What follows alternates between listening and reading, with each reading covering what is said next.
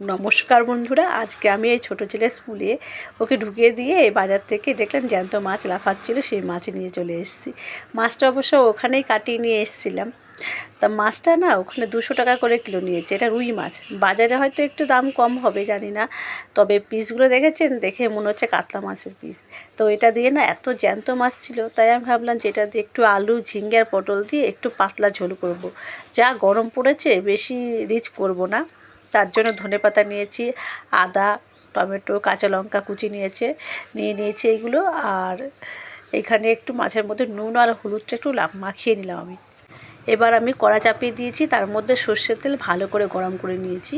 তো মাছ আমি তো আর ছোটো ছেলেই খাবো, বড় ছেলে মাছ খাবে না, তো তার জন্য 4 পিস মাছ নিয়েছি। দুবেলায় আমাদের দুজনের হয়ে যাবে। তো কড়াতে 4 পিস মাছ দিয়ে দিলাম, তেলটা অনেকটাই ছিল।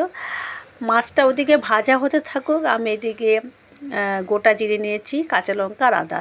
এই হচ্ছে আমার আজকের মাছের মশলা, ওটা বেটে নিচ্ছি শিলে। আর এদিকে দেখেছেন আমি, এটা কি বলুন তো, এটা বাতাবি লেবু। এটা আমি ছোটো ছেলেকে স্কুলে দিয়ে বসেছিলাম, আমরা সবাই বন্ধুরা মিলে একটা বাড়িতে গাছ থেকে পড়েছিল, তা ওখানেই কেটেছি। কেটে দেখি কি, সাধারণত বাতাবি লেবুর কী হয়, পিঙ্ক কালার হয় দেখতে, কিন্তু এটা দেখুন একদম সাদা আর ভীষণ টক, কিন্তু গন্ধটা অপূর্ব। এই গন্ধের টানেই আমি নিয়ে চলে এসেছি, কেউ নিতে চাইছিল না, তো আমি নিয়ে চলে এসেছি।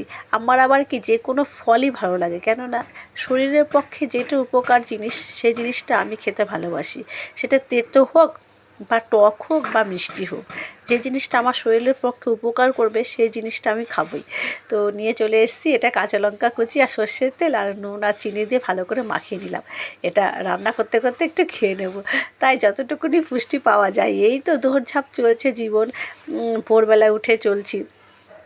মাছগুলো ভাজা হয়ে গেছে, এবার আমি সেই তেলের মধ্যে একটু গোটা জিরে আর তেজপাতা ফোড়ন দিয়ে দিয়েছি। একটু আলুগুলো আগে দিয়ে দিলাম, আলুটা একটু ভেজে নেব, তারপরে ভাজা হয়ে গেছে। এইবার আমি ঝিঙ্গে আর পটল দেবো। পটলটা দিলাম কারণ পটল, 2-1টা পটল কচি ছিল, ওই জন্য দিয়ে দিলাম ঝিঙের সাথে। তো সবজিটা একটু বেশ পরিমাণে হবে। এটা ভালো করে নাড়াচাড়া করে নিচ্ছি। আর ওইদিকে আমি শিলে যে মশলাটা বেটে রেখেছিলাম, যে জিরে গুঁড়ো, জিরে, গোটা জিরে আর আদা, কাঁচা লঙ্কা, তার মধ্যে একটু নুন আর একটু হলুদ দিয়ে দিচ্ছি। এইখানে আমি কোনো গুঁড়ো মশলা ব্যবহার করব না, বা কাশ্মীরি লঙ্কাও দেব না, শুধুমাত্র এই কাঁচা লঙ্কাতেই এই রান্নাটা হবে। তো একটু টমেটো কুচি দিয়ে দিচ্ছি, যাতে কালারটা একটুখানি ভালো আসে, ওই জন্য ভালো লাগবে খেতে। আর মশলাটা ভালো করে আমি জল দিয়ে গুলে নিয়েছি। এইটা আমার অনেকটাই, টমেটোগুলো নরম হয়ে গেছে। এবার আমি মশলাগুলোটা দিয়ে দিচ্ছি এর মধ্যে, দিয়ে ভালো করে মশলাগুলোকে একটু কষিয়ে নেব। তারপরে যতটা জল লাগবে সেই জলটা দিয়ে আমি চাপা দিয়ে রেখে দেব। এই ঝোলটা এই গরমকালে ভালো লাগবে।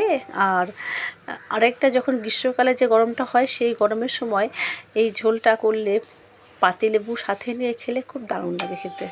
সব সময় যে রিচ খাবার ভালো লাগে তা নয়, কিন্তু 2-1টা সময় মনে হয় যে একটু পাতলা ঝোলও খাই, ভালো লাগে। আর গরম ভাত হলে তার সাথে যদি একটু পাতলা জ্যান্ত মাছের ঝোল হয়, তো কোনো কথাই নেই, অপূর্ব লাগে। আমার ছোটো ছেলে একটু মাছ খেতে ভালোবাসে, তো কদিন ধরে বলছিল কি, মা মাছ নেবো, মাছ নেবো।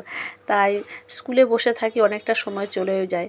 এতটা সময় চলে যায় না আমার, একটুখানি মানে কি, একটা মিনিট যদি সময় নষ্ট হয়, তখন আমার তাতে মানে গাটা শিরশির করে ওঠে। তো ওইখানটায় বসে থেকে বাজারটা করে নিয়েছি। তো আমার সবজিগুলো সব সেদ্ধ হয়ে গেছে, জলটাও একটু মরে গেছে, মানে ভালো ফুটে গেছে। তারপরে আমি ভাজা মাছগুলো দিয়ে দিলাম, একটু ঝোলটা ফুটে গেছে ভালোভাবে। তো এবার একটু ওপর দিয়ে ধনেপাতা কুচি নামিয়ে দিচ্ছি, ধনেপাতা কুচি দিয়ে দিলাম। তো ভালো আসবে, ফ্লেভারটা ভালো আসবে, গন্ধটা ভালো লাগবে খেতে খাওয়ার সময়। তো ঝোলটা ফুটে গেছে ভালোভাবে, একটু নামিয়ে দিচ্ছি এবার। তো কেমন লাগলো বলুন এই রান্নাটা? যদি ভালো লেগে থাকে তাহলে অবশ্যই একটা লাইক ও শেয়ার করে দেবেন। আর আপনারাও বাড়িতে এইভাবে বানিয়ে খাবেন। সবাই ভালো থাকবেন, সুস্থ থাকবেন, সাবধানে থাকবেন। টাটা।